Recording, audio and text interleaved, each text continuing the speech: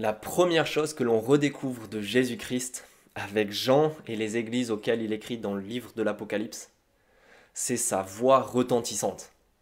Sa voix retentissante. Au verset 10 du premier chapitre du livre de l'Apocalypse, Jean est saisi par l'Esprit le jour du Seigneur. Saisi par l'Esprit, une expression qui revient 4 fois dans le livre et qui en fait un livre de vision. Et la première vision de ce livre est justement une vision grandiose de Jésus-Christ. Mais ce qu'on voit dans cette vision est précisément une voix, quelque chose que l'on entend. Jean dit « J'entendis une voix forte, comme le son d'une trompette ». Alors je ne sais pas si vous avez déjà entendu une trompette de près, mais ça casse les oreilles. Pour moi, c'était le son de sirènes qui retentissent dans la ville où je suis, à Toulouse. J'étais un jour près d'un endroit où ce son est émis et ça faisait vraiment du bruit, ça cassait les oreilles. Mais c'est précisément le but, la fonction des trompettes dans toute la Bible, dans l'Ancien Testament, comme dans le Nouveau d'ailleurs.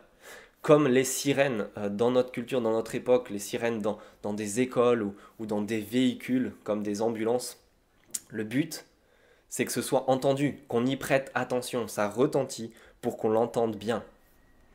Et c'est aussi le but de cette voix-là. Au verset 11, cette voix dit « Ce que tu vois, écris-le dans un livre et envoie-le aux 7 églises. » 7 églises d'Asie mineure.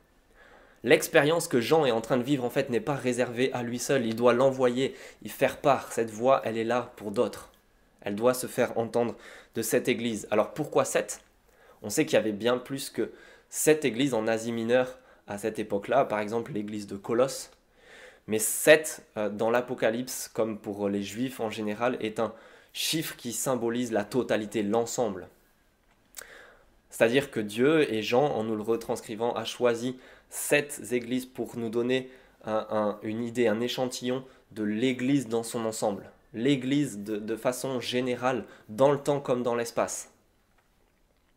Ça veut dire que cette voix, elle retentit encore pour nous 2000 ans plus tard. Elle veut qu'on l'entende, qu'on y prête attention. La simple question à se poser, c'est est-ce qu'on va écouter cette voix au sein de nos galères ?